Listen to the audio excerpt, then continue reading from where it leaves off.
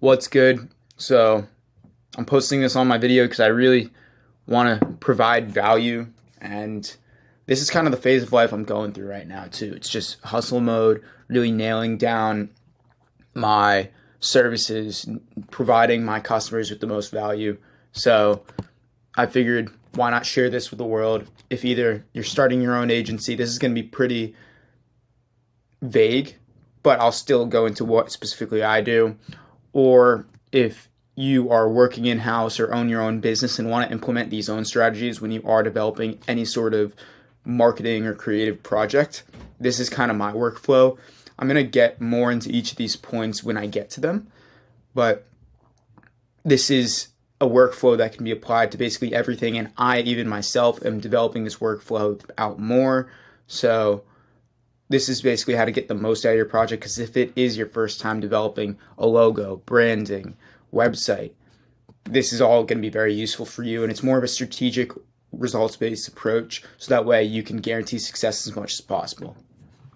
So on that note, whenever you get a project in, or whenever you have an idea for a project, first thing you want to do is establish the goals. So this would include target market, how much revenue you want to make,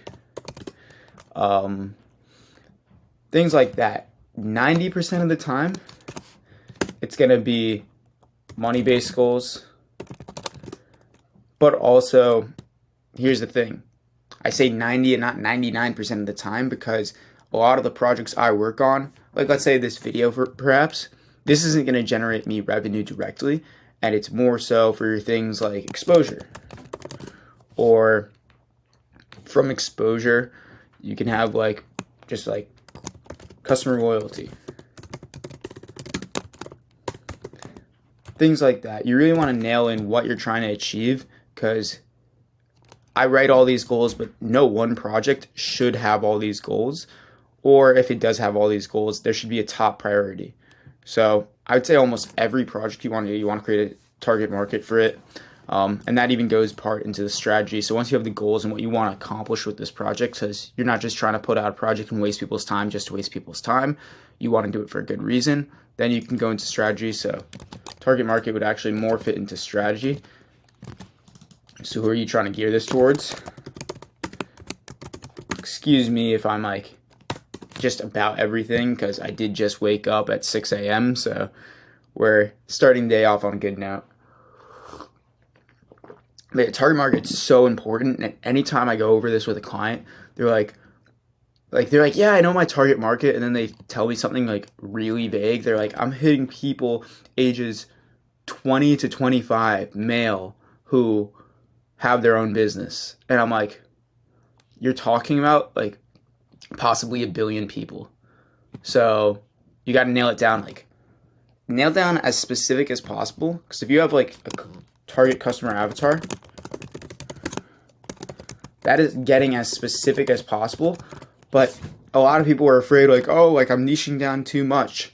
No, if you have that target customer avatar, if you were to get a perfect customer, that's who they would be. But other customers who are similar to them, who are adjacent to them, are still going to come in. I ask, all right, so what city or town does your customer live in? And people are like, I don't want to just nail down to one geographic area or anything. No, they live in LA. Pick that, be done with it. Because if you pick LA, your styling and this and that are more going to target your LA, or the ads geographically are going to target LA. But people from Wisconsin can still see your ads.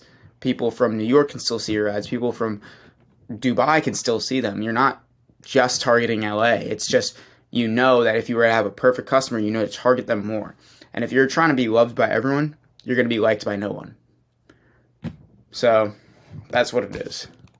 You need people to hate you. You need to polarize. That's one thing I learned very huge about 2 years ago, which I'm wow, nobody teaches this in traditional education.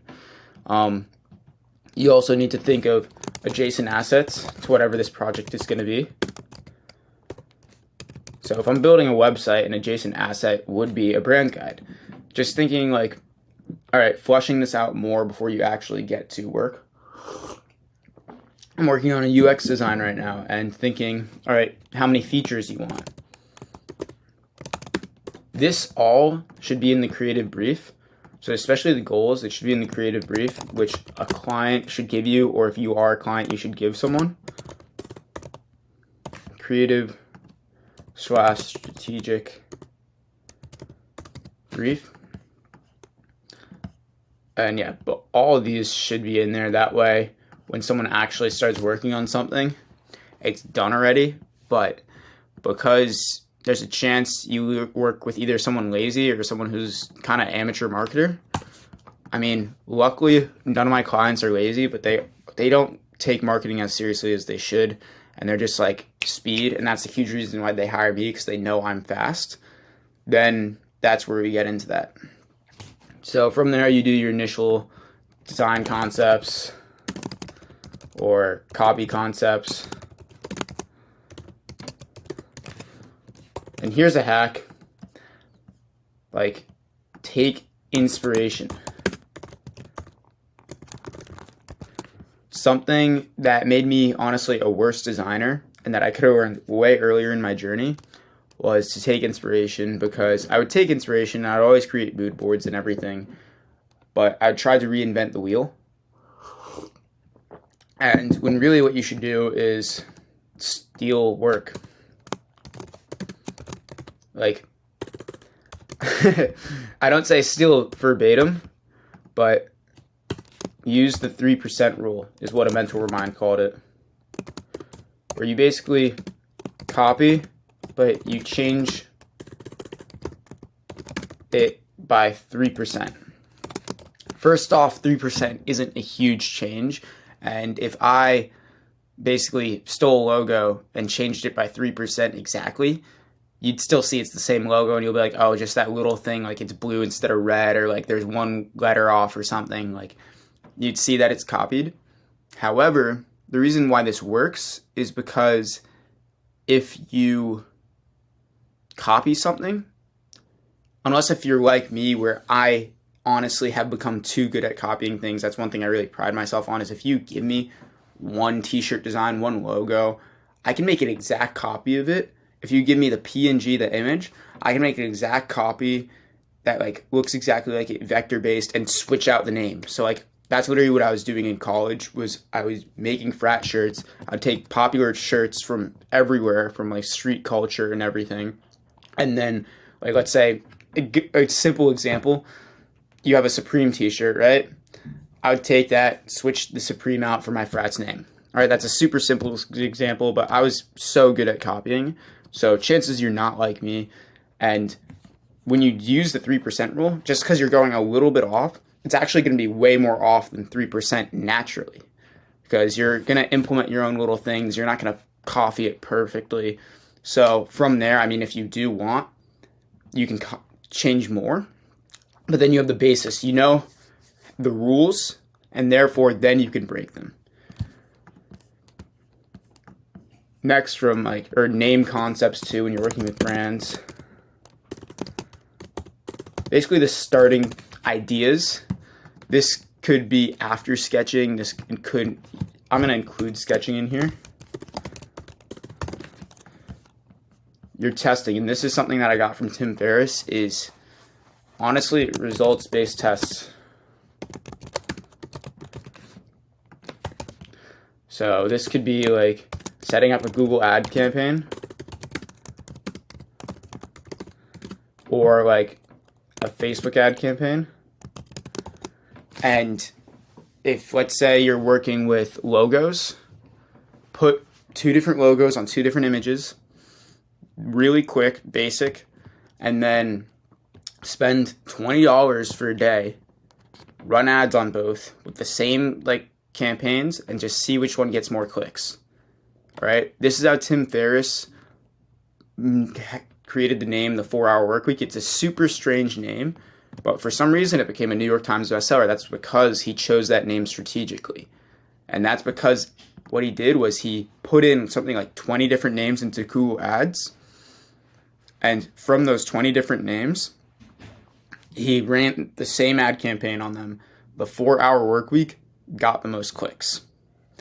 So he was like, dang, people really like this name. It's search engine optimized and everything. Like, that's what I'm going to use.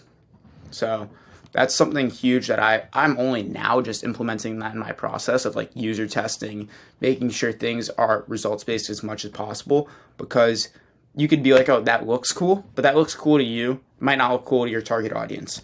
So that's where this comes into play of like really nailing in your target audience, is because then you'll have the basis for your ad approach, because you might not be your target audience. If your target audience is, I'm a man 23 years old, but my target audience is women 60 plus, I could think something's really cool looking while they could think something looks absolutely ugly, because they're a completely different person to me. Like, you can't get more polarized than that, really. From there, you kind of know what works.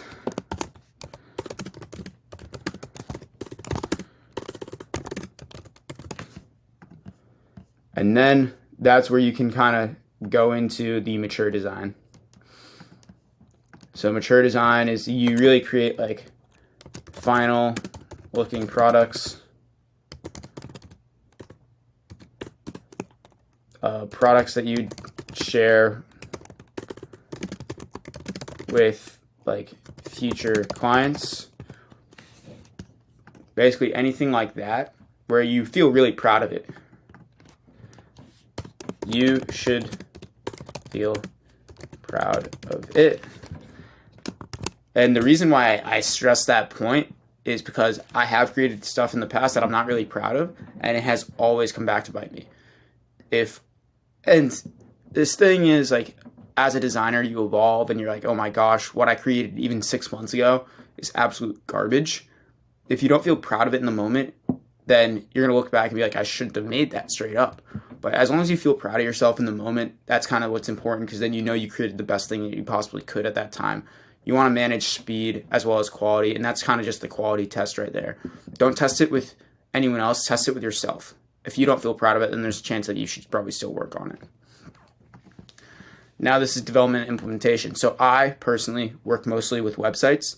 So that's where you actually take the design, you've taken that whole strategic approach, and now you don't have to spend a ton of time coding, because you don't have to like switch around things. The design's already approved. All right. So now implementing or developing website, designing brand guide, creating final ad, and launching. Anything like that is basically gonna like be your development / implementation process. This is usually pretty straightforward. One thing about the mature design is you want client / boss approval, depending on if you're working in an organization or not. If, let's say, you are an entrepreneur yourself and you're just creating the assets by yourself without hiring anyone else, then maybe you should get approval from your target audience, someone in your network who you think embodies the target audience, or if you have a business partner, your business partner. That way, a lot of the times too, you get people adding in extra ideas. So, and sometimes those ideas are phenomenal, sometimes they're trash. So, take notes on there. Something that even a project I'm working on right now, a UX project, basically the dude hired me, and I even was honest with him. I'm like, I am going to hire a subcontractor for this project, but that subcontractor is going to work alongside me and kind of independently. So I'm doing my own UX design, he's doing his own UX design, and then from there, I'm going to have two designs where I'm like, oh, he had a really cool idea for this. My idea for that was different, but his idea is actually better. I can then implement that into the final design. Or let's say if his design is even better, then I'm like, oh, he missed a few things from the brief here. I'm going to take those, add them to his design. And then you kind of a Frankenstein. That's how I personally work. I work very much with the scientific approach. So that's similar to this. But then, yeah, the scientific approach seems the most results-based for me. It has a lot more Frankensteining, which a lot of designers won't agree with just because they're hardos. But Frankensteining works when it comes to marketing. You obviously don't want to Frankenstein too much and This is kind of something from the Fountainhead, where he's like, Frankenstein's always look bad. But, you know, you got to be strategic about it. You got to know when to turn off the Frankensteining and just know when something's a good idea genuinely and when it's a bad idea. All right, from there, you get the delivery. So this could be sending to client. This could be like actually launching the site, launching campaign, making project public. So even for some of my solopreneur friends who make like these little free guides and whatnot, making the project public, that's the delivery, because you're delivering it to your audience. You know, you got to pretend as if something else. I'm going to write that down. Always pretend you are working for someone else. Even if you are an entrepreneur and you're like, I really love how I don't work for anyone. At the end of the day, you are working for someone because someone's giving you money, and that could be a conglomerate of people, which actually a lot of times is harder to work with. That's like your audience. That's your Instagram following, let's say. You're working for them. You're not actually working for yourself. You're working for them. You get to set your own hours and everything, but like they are your bosses at the end of the day. And like if something doesn't resonate with them, and if they start hating your marketing approach or this project that you launched, then like they're not going to give you money. They're not going to pay your salary. So no matter what, think as if you're working under someone. No matter who you are. Entrepreneurs, you're even working under someone. You're working under your audience. If you're a freelancer like me, you're working under your clients. You're working for somebody, and there's somebody you need to please in the process, because you're not just creating money out of thin air, honestly. And then setting up for success. What I mean by this is I have a super future-based approach, and that is like thinking what assets will need to be supplemented to accomplish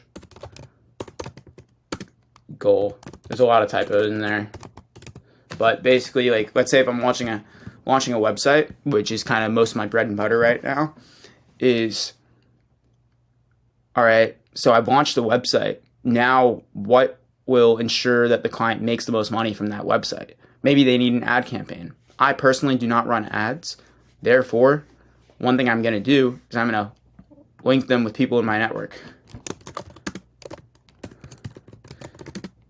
And as a marketer, you should know other marketers, other agency owners, other entrepreneurs, because skill sets you can leverage one off another. So like for me, it is suitable for me if I know as many media buyers as possible, because I do more of the conversion aspect and traffic sources. I want to know people who can create traffic for my customers.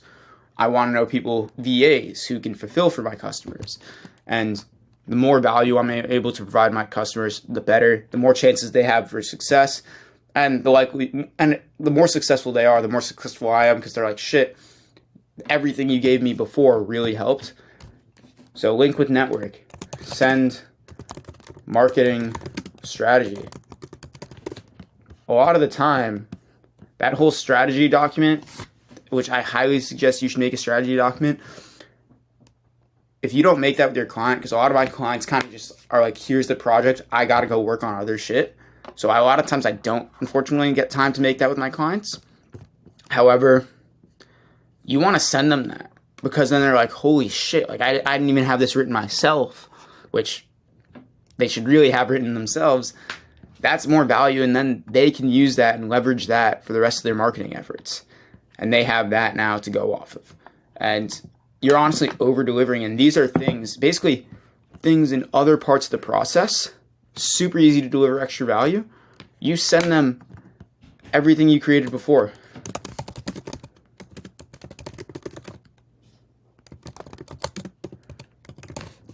So you can send them the tests you made, tests and the result strategies. Like, so many typos. But while you're testing, there's a chance you got a good amount of data about the target audience being like, oh, they like red instead of blue and all that shit. So you can take that data, give that to them, and they'll be like, I didn't even run these tests myself. Now I have those tests, and I can use that knowledge, implement it in my future endeavors for my business. You know, you're creating assets throughout this whole process. Basically, the only thing that's the final deliverable are these three. That's it. Like, this is all that's actually being put into the quote. It's like, this is your big mama. But then the rest of this is all stuff that can be added on as additional services that you don't necessarily even need to charge for, because this is part of what you've been doing. And then you deliver all that at the end in a nice little neat package, and people will love you for it. So you're constantly over-delivering by repackaging assets. And then, even then, as I said, future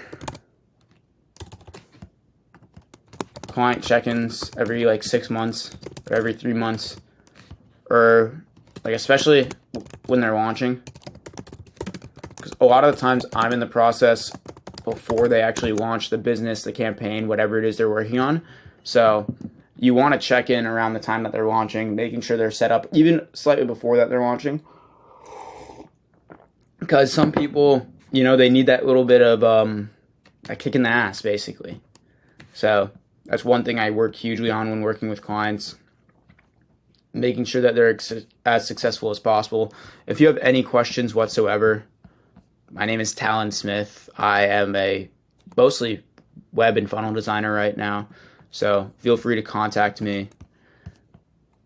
I'm going to use a triangle for this, you know, at talon.in.color on Instagram. All right, cool. At talon.in.color.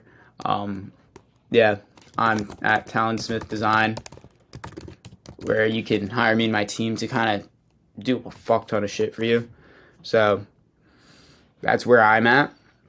If you have any questions, feel free to leave them in the comments below. I could definitely go more in depth on this, and it is like 7 a.m. So excuse if I'm drinking my tea from my mom cup, but hopefully you enjoyed the video. Comment if you want more stuff like this. I know I'm all over the place in terms of content, so if you want more travel content, whatnot, comment any video ideas you have, and I'll be sure to deliver them. Catch y'all. Continue exploring. Hope you have an epic day.